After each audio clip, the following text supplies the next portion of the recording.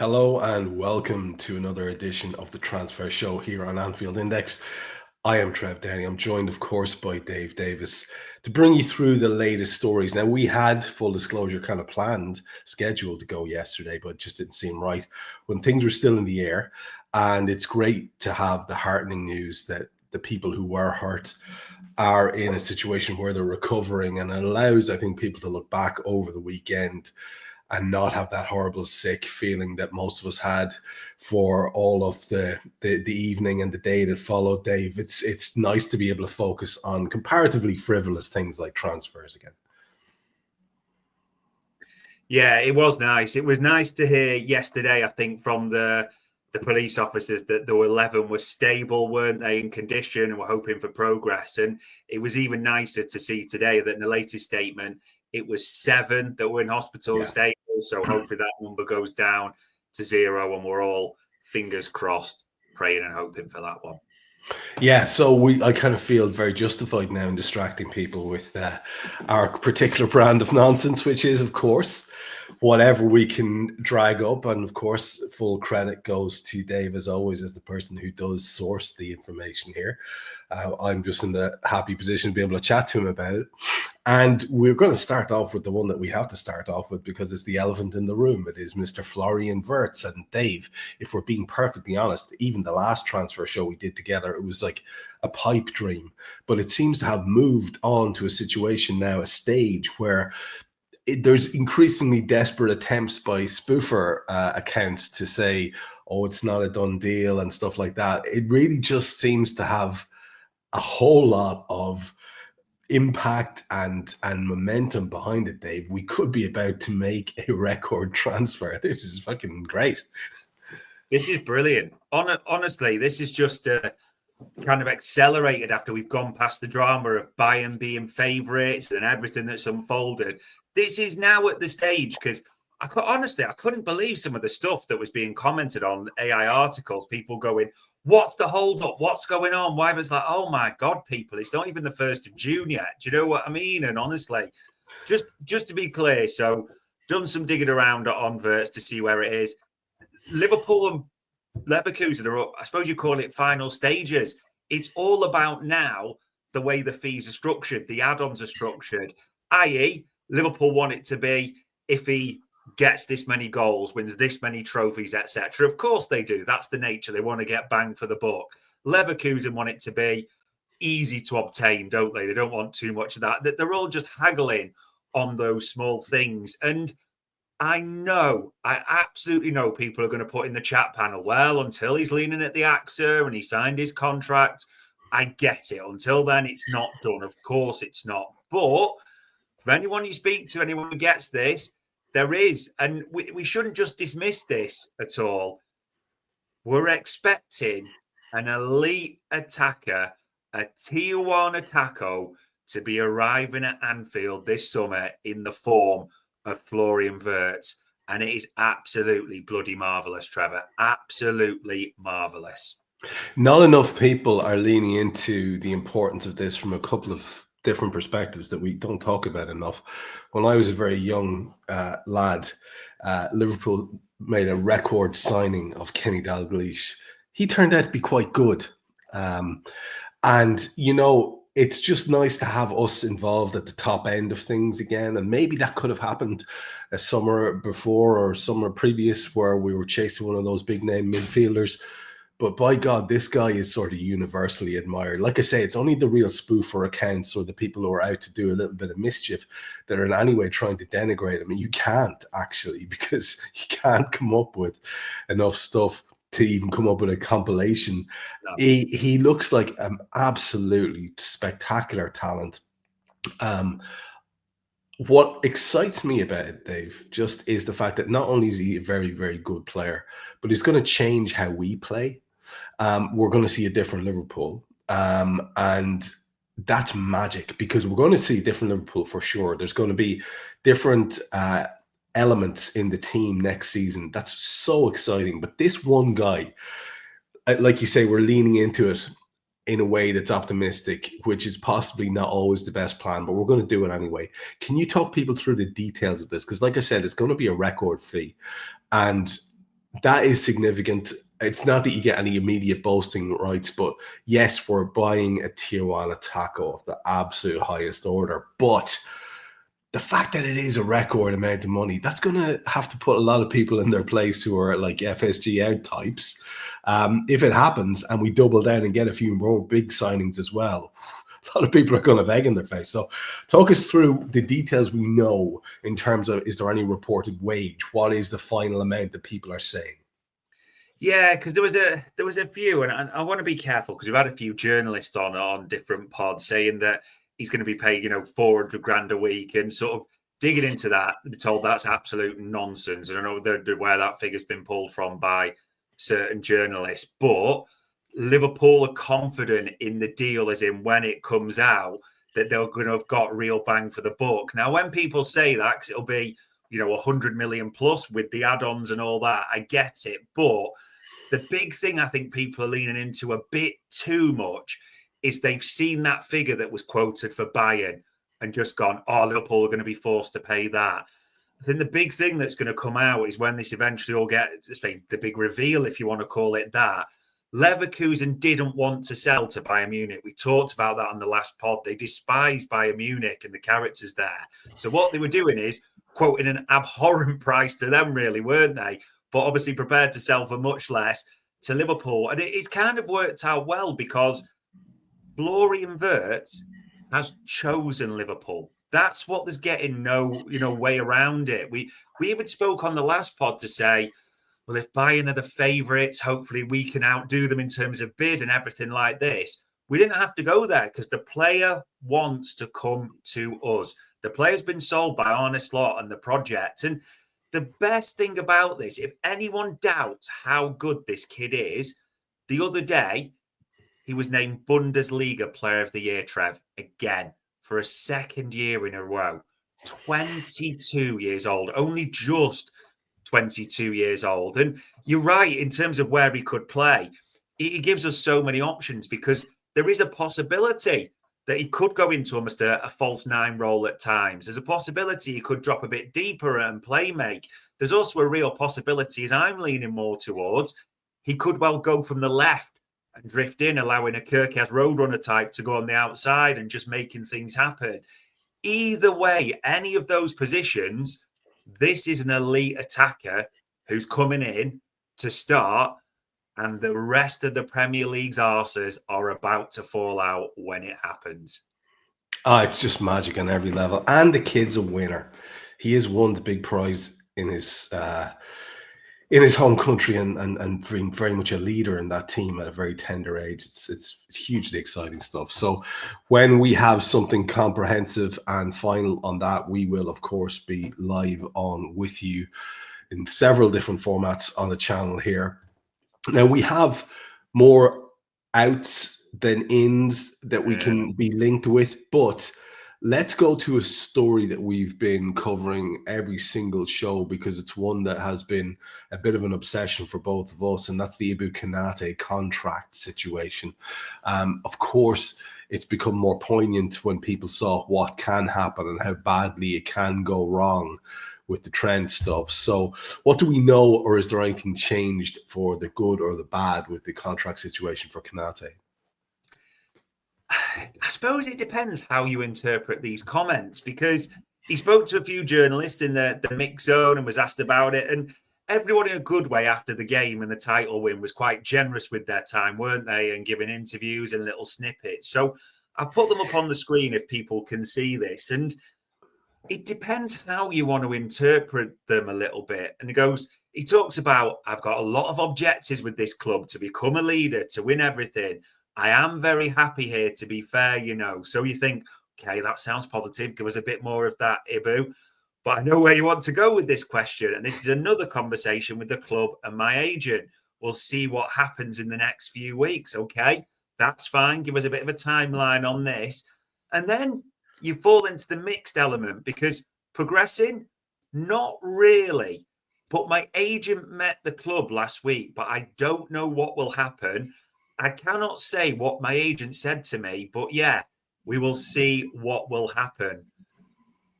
Kind of Is he, isn't he, a little bit? I mean, there's positive shoots there, isn't there, in terms of talking about what he wants to win, become a leader, all that. That sounds great. He's happy here.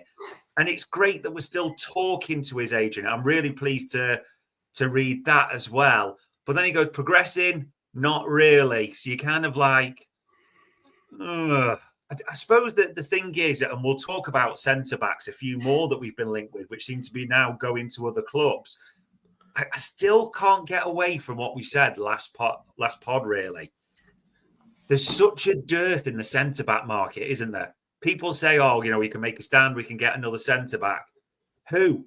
People, give me a name that's realistic and stop putting in names like Bastoni or things like that. That's just not going to happen. I honestly think next season it's great who we're being linked with and the moves we're looking to do. But I really think signing Ibu is imperative. You don't want to be changing that centre-back combination. So it's great that they're talking, but you wouldn't have minded just hearing they are progressing at the same time as well. You would, yeah, absolutely. But then again, if you recall the conversations with Virgil and with Mo, it was always the negative, nothing really happening when, I can't offer you any good news. He's not going to say, it's going well, because that, again, weakens them. And clearly, we've got to haggle here over an amount. Because I think if he definitely had his eyes elsewhere, Dave, that would be more clear in his comments, wouldn't it? It seems to be about them reaching the right kind of agreement for him to stay. And hopefully that's exactly what will happen. Because, we can't change every single position next season, I don't think. We have other definite people who look like they're on the way out. And, people were doing their best amateur facial recognition stuff, and they were reading into comments, and we've all done a little bit of it over the course of the last few days, especially in the wake of the trophy lift and the various interviews that were going on. A lot of people talking. Now, Kelleher was the most vocal and the most definite about how he wants to go, but he said that before, the poor bastard, and it's not really worked out for him. We saw the likes of Harvey Elliott, very emotional, clearly. And we saw something today from our left back, our Greek scouser, Kostas Tsimikas, putting a lovely post in his, I think it was his Insta, but it had a sort of a bang of farewell to it in a way too, talking about how he'll never walk alone and so on. Now, it could be just a lost in translation thing too, so you shouldn't read too much into it. Walk us through the outs, starting with Kelleher and what we know. Kelleher, he was honest, wasn't he, afterwards, about talking about going, wanting to be a number one.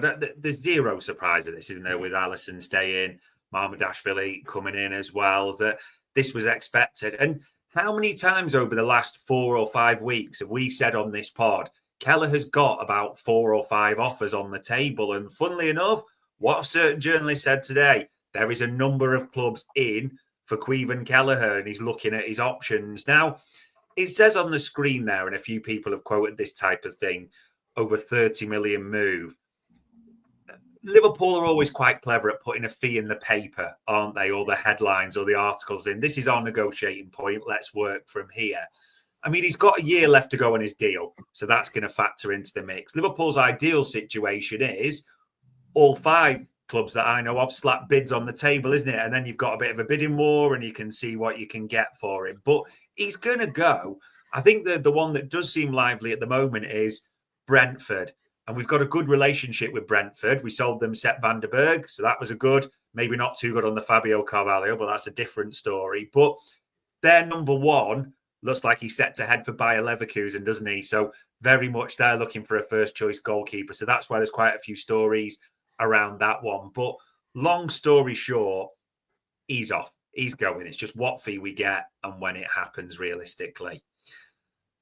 Players in tears. Chiesa was in tears, wasn't he, on the final day after we were pumping out his song? But I think we all know what's going to happen with Chiesa. Harvey Elliott, was in tears on the parade. He was in tears after the game as well. I think we all know what's going to happen. And as a few have talked about, there's big interest in Harvey Elliott. And I always think we're not trying to be derogatory, but he's not in a top choice of midfielder. The likes of Wirtz coming in, there's just no minutes for him, isn't there? And we've seen him off the ball and all those types of things. It's always better just to face into facts. There's a lot of interest in Harvey Elliott. It feels more, does he want to go? And which you'd think he would probably for his career. And then where does he want to go? What options are available to him? But plenty on the table there as well. Like you mentioned as well, Tsimikas, it did feel like a farewell message. That's one that you'd expect to happen at the same time. Ben Doak, Paul Joyce did the article on him, didn't he? Saying 30 million again, which Liverpool would take less, but he doesn't seem to have a future at all. They're still talking with Real. I've had it, got it stood up again today about when does Trent get released? And, is there a fee? And all those discussions are still ongoing as we speak as well. And a few put it, I think, in the chat panel about Real are not in for Wirtz. The same Sport Witness article mentions it's linked to bloody Trent and the haggling. If you think £120 million transfers linked to a £2 million release for Trent, then you're absolutely bobbins. That's an absolute load of nonsense. And then the final one, Trev, not just players, as people can see on the screen, we might even be losing the head or the assistant coach, it's fair to say, isn't it? Johnny Heitinger. He might be making his move to Ajax. As Arne Slot said, Ajax are clever, he's ready for it. But if Johnny's got any sense, he'd stay for another season. So we'll see what Heitinger does. But, I mean, in conclusion, there's a lot of people could be heading out the exit door at Anfield this season, couldn't they? There could be a lot of departures. But when you say that and when you stack it up, how many of those are actually first-team players? None. How many minutes are actually departing? Probably a lot less than you think. And, I mean, you've even got Endo saying today, I know we sent each other that screenshot, didn't we, that I'm happy at Liverpool. Why would I want to leave? So, maybe he's happy just to play in that kind of 70-minute come on when it's 2-1 up and just shut the game down and kick everything. So maybe he is happy. Who knows? But even if Endo's staying, there's a lot set to depart this summer. The only place where you're going to see so far, and the ones you mentioned there, first 10 minutes departing, is the mixture potentially of Robbo and Costas.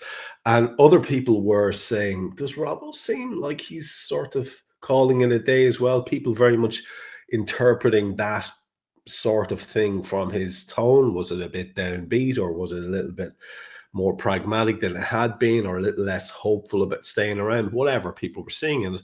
And then, like I said, the Costas thing today, one or the other will leave.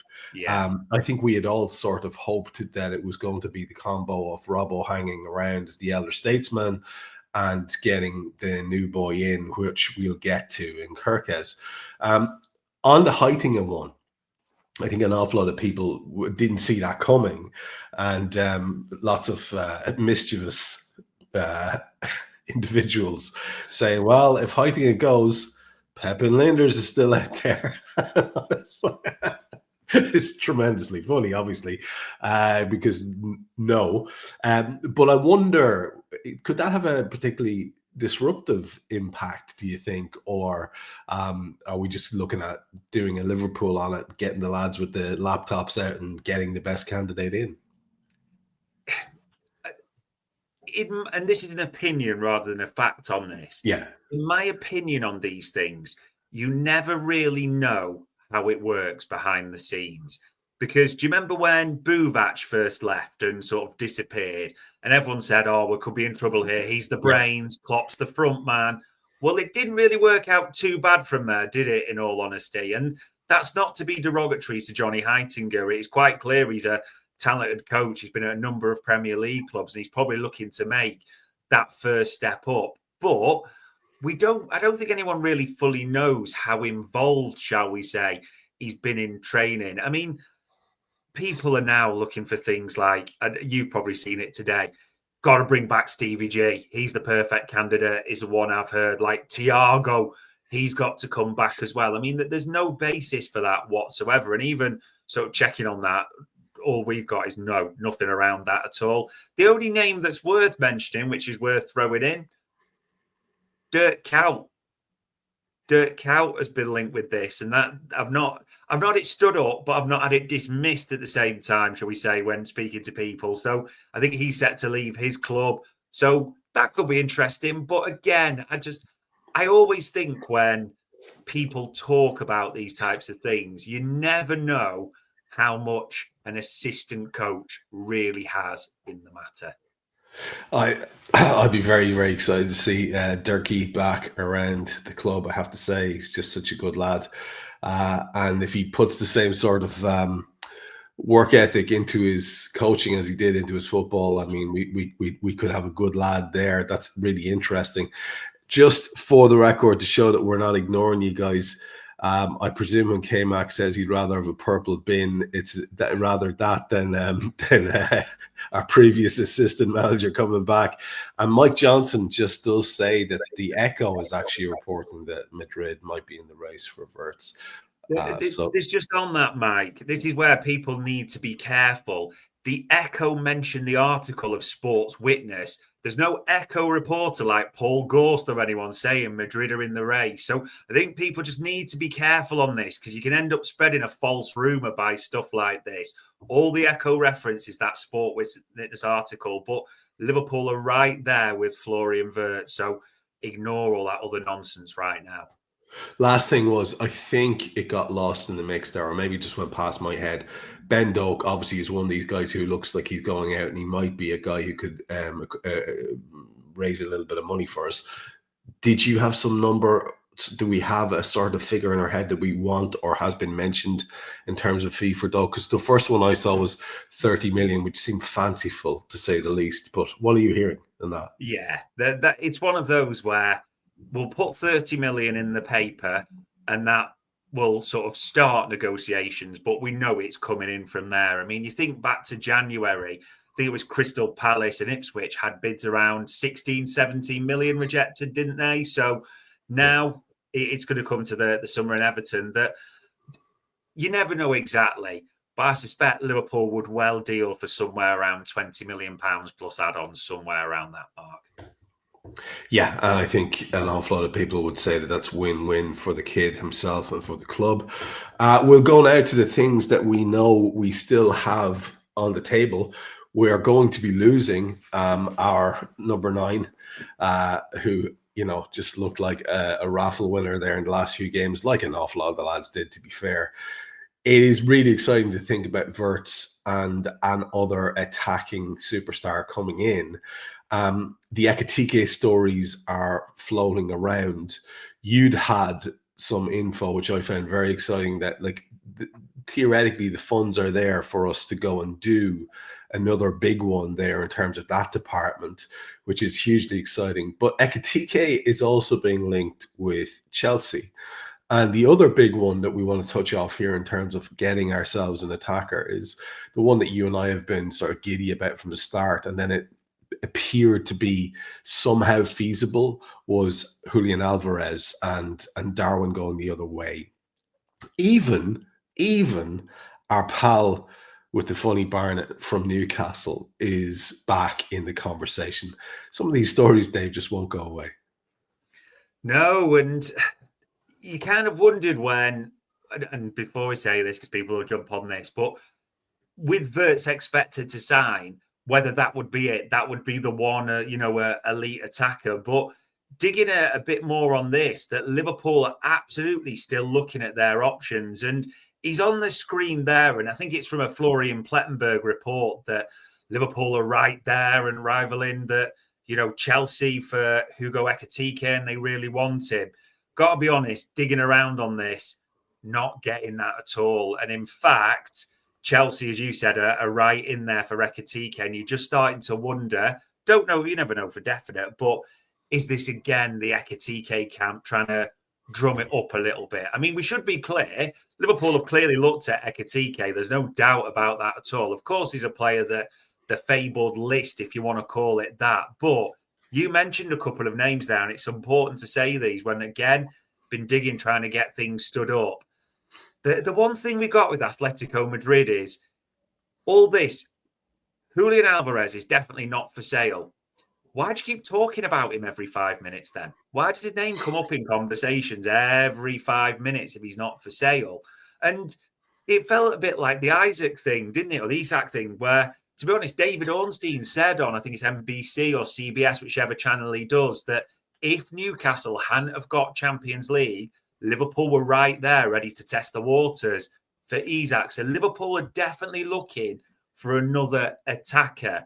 And the reason I'm saying attacker and not just number 9 is, I don't know if me and you like this, I'm not sure we do particularly. Anthony Gordon's name was still getting in the mix as well, which some will be, but I'm not personally a fan of. Like, yes, it's better than Javi Simmons. Yes, it's better than Benjamin Sesko, even though they're a different type of player. But yeah, I have to be honest, that the names were still getting in the mix are those two. So long story short on this, for anyone going based on that one report all of a sudden that Liverpool are definitely in for Hugo Ekitike, just to be clear, they've clearly looked at him, they're aware of him, and he's an option. But we definitely don't have him as top of the list at all right now. Yeah, I think that's very interesting. An awful lot of people are of the opinion that he's highly overvalued at that price as well. One name that's going to come back later on because he's linked with another club far more strongly than he is with us. But someone mentioned him in the chat, and I just said we should throw it in here, is Gyökeres. The Liverpool Gyökeres links are very weak, if even existent at all. Yeah, just not. There's nothing. Literally, I'd probably think of a better way to describe it. But Arsenal seem clearly in there. There's nothing you can get on Gyökeres to Liverpool. Full stop. Now, the one area that we have already addressed that we need to recruit in is left back. We're clearly going to need to do something in the other fullback position as well. I don't see us going into a season with the young Northern Irish man as the only player that can play there. But if there's a dice going to get rolled with maybe Joe Gomez hanging around and getting an extension, then that's possibly where the dice will be rolled. But the left back thing will be addressed. And we're heavily linked with Kirkes, who seems to want the move, who seems to have been playing all sorts of little flirtatious games around the move on his various social media stuff. And of course, there's the real heavy link there with Dom Szoboszlai as well. But other clubs had been mentioned as being very interested in Kirkes, and why wouldn't they be? The guy has been quite the phenomenon in his Premier League career to date. So where are we with this? Because it had all seemed so possible and likely, in fact, if we're going to say anything, that was the one, like way before Frimpong was landing in his plane. Kirkes was the one that everybody thought was the most likely. Yeah, it's interesting because it keeps coming up, and this thing that even Romano put it out today about already said yes to Liverpool project, no issues on personal terms. We've mentioned that before. He wants the move. That's no problem at all. But we seem to have been at this point for a long time that Kirkes wants the move. He's doing his little liking posts, isn't he, on Instagram, Facebook, and all the little things he's doing. Of course he is. But these talks have been going on for a little while. And I just wonder on this. I said to you before we went live, 45 million quid seems to be the point that Bournemouth are looking for. And they've just been fortified, haven't they, by their 50 million quid for Dean Huijsen. I just wonder, like, what Liverpool's price point is on this, shall we say? Does he have a point where we go, no, if they won't come down, we'll move on at all? I just wonder, you still expect him to sign. I think it's right to say, but any talk that, oh, now we're progressing with this because he said yes to the project. We said on this pod before, he's already said yes to the project. He's happy to come. It's all about getting that deal agreed with Bournemouth. And I just wonder, because this has been going on a while. Don't get me wrong, it won't surprise me if it is in the hours after we finish recording it gets confirmed at all. But it just seems to be lingering on over this fee is the best way of putting it. So just to wrap up then, and I'm just aware that people probably want a little update. Frimpong, to all intents and purposes, is over the line. have we any idea on when that might be announced, or do you think there might be a situation where they might just unveil a couple of them together? I think it will be an element of that. I think there's a couple of factors in this that, because of what happened at the parade, that may well have come. You don't know for definite, but that may have come into the mix of when you want to time things. How you can then possibly, if you can do it, announce them together. But Frimpong's done. For all, that's absolutely done. It's just when they put the media announcements out. But I think you're right. I do think ideally, in a perfect scenario for Liverpool, they'd love to announce a few of these together, wouldn't they? Yeah, and for the record, it's the 28th of May, a month which is 31 days, and June the 1st is when things can start getting moving for that short period of time. Remind people again, is it a fortnight, a week? How long is it? I think it's the 10-day window, 10 isn't day, it? Or it 10 closes day for a bit, and then shuts and reopens, all because of the Club World Cup. But it's made it exciting, I think, more than anything. It's one of the things in the mix, as we've said. It's just brought the transfer window forward a bit, and every club right now is working hard, like us, to try and bring players in for the 1st of June. So it has made it a bit more exciting for us. We can't complain. There is one other thing that you haven't included here, but I want to just run it past you. The stories that were going around about how Bayern, having missed out on Wirtz, were looking for a predominantly left-sided attacker and being linked with one Cody Gakpo. Is that just absolute nonsense paper talk, or is there anything substantial to that at all? They like Cody Gakpo. They absolutely do. But what we'd ask for Cody Gakpo's very settled, isn't he, on Merseyside? And you think at the moment, you never know behind closed doors exactly, but you look at Liverpool right now, the Dutch contingent's growing, if anything, isn't he? He's settled with a young family, a lot of his international pals and teammates are there. The head coach is Dutch. You never say never, but it would take a ridiculous fee from Bayern, wouldn't it? And the fact that they were struggling to raise those Wirtz funds, struggling to see that one.